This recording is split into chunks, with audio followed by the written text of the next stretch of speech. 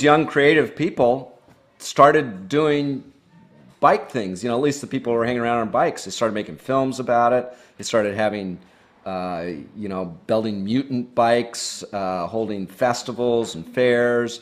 And then at a certain point, people say, well, that's cool. I want to move to Portland if they're interested in that. And then it just sort of gets more viral and it just sort of grows. 4 or 5 years ago, I think it was almost as a lark for this bike fair that is now been held for several years up in Portland.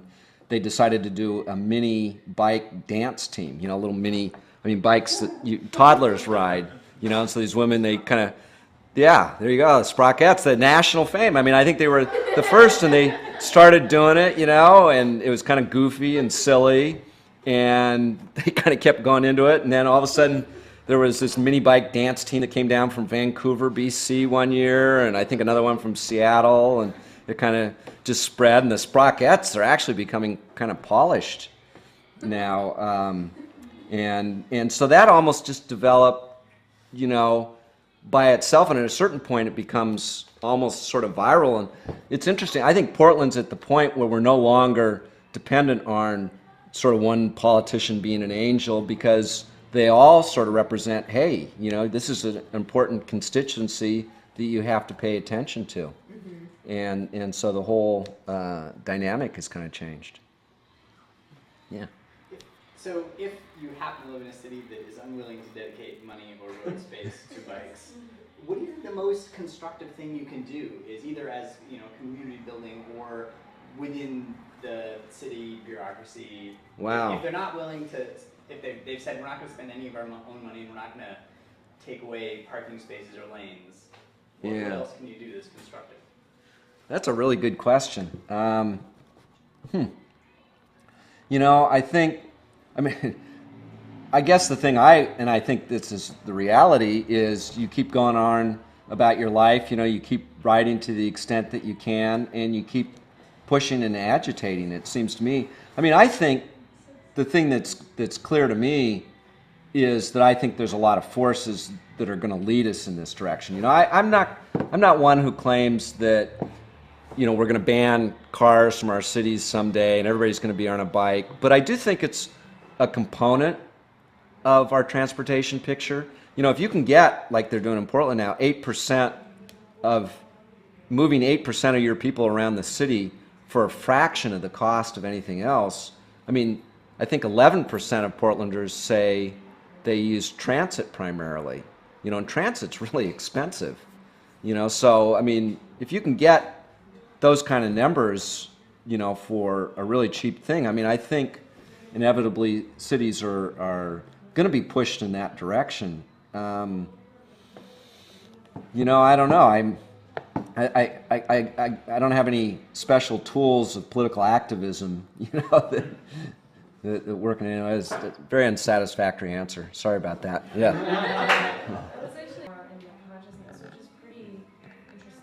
Yeah, I think it's going to be interesting to see where that goes. One of the really interesting quotes I ran across, this was from 4 or 5 years ago, the chairman or president of Nissan, and I'm going to sort of misquote him, but he said something along the lines of, we're in competition with other consumer goods, like iPods, and, we're competing for the consumer's attention, and they realize that a lot of it is culture too.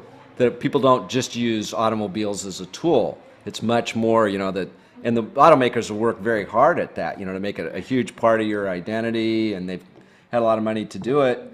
And there are some trends, where the percentage of teenagers, for example, who have licenses has gone down in recent years. And there's some sense, I don't think there's been really much of a drop in vehicle ownership per capita, but I think people are talking more about that, and I think we are, I think we're entering a more urban age. There's just no doubt about that. Even, sort of the inner edges of our suburban areas are becoming more urban in nature. I'm old enough to remember that the central cities went through a really rough patch in the 60s and 70s, a lot of flight outside of the cities, and now, I got to tell you, cities are really becoming revitalized. And, you know, in an urban context, there just simply isn't as much space, as much room, you know, and everything for cars. And to really make cities as livable as possible, you know, their role is being reduced some. And I think, you know, as a result of that, I really do believe that the trend is going more towards bikeable and walkable cities, and I think that's a powerful force in that direction.